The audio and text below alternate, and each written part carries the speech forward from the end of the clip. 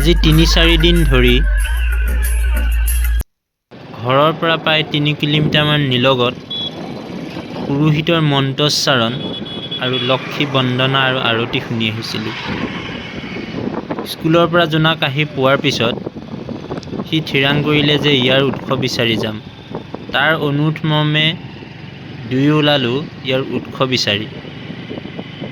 চাহ বাগানৰ মাজে মাজে সেউজীয়া উপভোগ কৰি আমি অৱশেষত গৈ সেই উৎস পালোগৈ। দাইচা ৭ নম্বৰ লাইনৰ এটি স্থানত আজি লক্ষী মন্দিৰৰ প্ৰাণ প্ৰতিষ্ঠা হৈছে। সেয়েহে সোমাই যোৱা গেটৰ প্ৰথম মুখৰ আগতে এজন দাদাক লগ পাই ইয়াৰ বিষয়ে অলপ সুধিলোঁ আৰু তেওঁ এনেদৰে ক'লে। আজি পৰম আনন্দৰ আৰু উৎসাহৰ দিন, যিহেতু হয়তো আমাৰ সৌভাগ্য নহ'ব, আমাৰ যিহেতু পূৰ্বপুৰুষসকলে যিটো কৰ্ম কৰি গৈছে তাৰে ফল আমি আজি পাইছোঁ মন্দিৰ স্বৰূপে। আজি এই মন্দিৰ আটক ধুনীয়া শ্ৰী শ্ৰী লক্ষী মন্দিৰ আমি দাঁতিকান চাব গৈছে ৭ নং লাইনত আমি পাইছোঁ আৰু সমূহ ৭ নম্বৰ বাসীৰে আমি নেথা আনন্দিত হৈছোঁ। আৰু এই মন্দিৰ ভাগ আমি আজিৰ পৰা ৬ বছৰ আগতেই মাননীয় আমাৰ ডুনমাৰী নিবাসী ৰূপাই চাৰী তেখেতৰ ঘৰ মাননীয় ধনদাক আমি কথা পাতোঁ। তেখেতে আমাকে মন্দিৰ দিয়াৰ কথা পাতে, আমি খুজিছিলোঁ, তেখেতে হয় বুলি কৈছিলে। আৰু মন্দিৰ বনাওঁতে ৬টা বছৰ লাগিছে আমাক, হয়তো আমাৰ কিবা বাধা বিঘিনি আছিলে, তাৰ কাৰণে সময় লাগে, কিন্তু আমি গম পাওঁ যে হয়তো পলম হ'ব পাৰে কিন্তু আন্ধাৰ হ'ব নোৱাৰে বুলি তেনেকৈ এটা কথা আছে। সেই ফলস্বৰূপ তেনেকুৱা কথাটো আমি পাইছোঁ আজি। আৰু সেই দাতা মাননীয় ধনদা কেৱল ইয়াতে বৰঞ্চ নহয়, তেখেত বাহিৰত জোতা চেণ্ডেল খুলি মন্দিৰৰ ভিতৰলৈ প্ৰৱেশ কৰিলোঁ। মন্দিৰৰ ভিতৰত গৈ দেখিলোঁ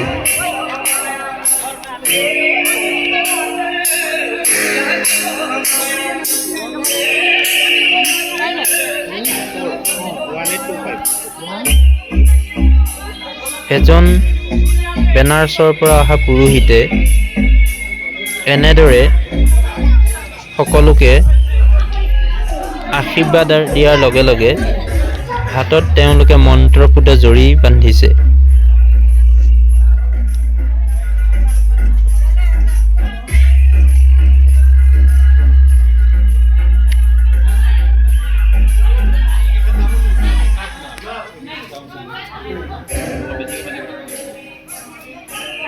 তাৰপিছত সুধি গম পালোঁ যে প্ৰাণ প্ৰতিষ্ঠা কৰা যি মন্দিৰৰ মূল ভাগ,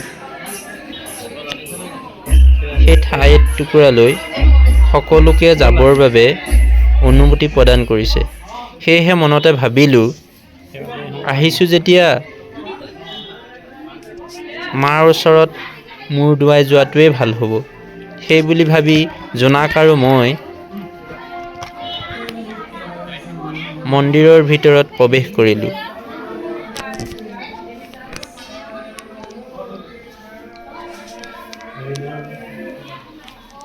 মাৰ চৰণত আশীষ বিচাৰি সামৰ্থ্য অনুসৰি তেওঁৰ চৰণত এটি অৰিহণা আগবঢ়াই মূৰ দোৱালোঁ। লগতে জোনাককো ক'লোঁ, জোনাক তুমিও সেৱা কৰি লোৱা।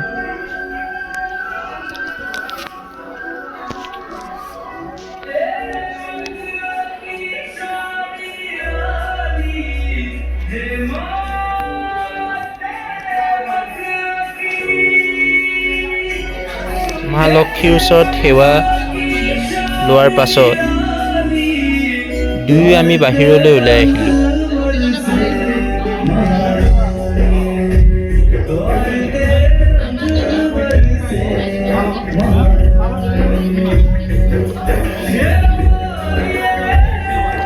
বাহিৰলৈ ওলাই অহাৰ পাছত দেখিলোঁ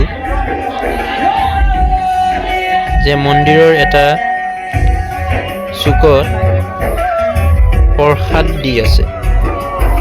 সেয়ে ভাবিলোঁ আইমাৰ নিমালি অকণমান লৈ লওঁ। আৰু এনেদৰে আমি দুয়ো প্ৰসাদ ল'লোঁ। প্ৰসাদ লোৱা হোৱাৰ পিছত মন্দিৰৰ চাৰিওফালে এবাৰ সুন্দৰকৈ দৰ্শন কৰিলোঁ।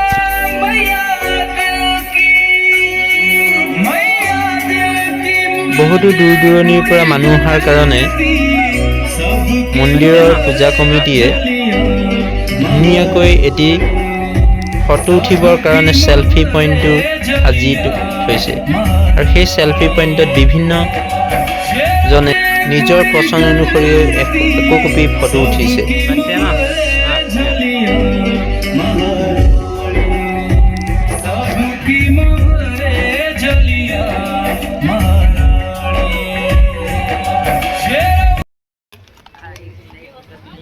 ইয়াৰ পাছতে মন্দিৰৰ অভ্যৰ্থনা সমিতিৰ এজন সদস্য আহি আমাক খিচিৰি পৰিৱেশনৰ কাৰণে খিচিৰি বিতৰণ কৰি থকা ৰুমলৈ লৈ গ'ল। তাত দেখিলোঁ মন্দিৰ পৰিচালনা কমিটিৰ সুন্দৰভাৱে সকলো ভকতবৃন্দক অভ্যৰ্থনা আগবঢ়াইছে।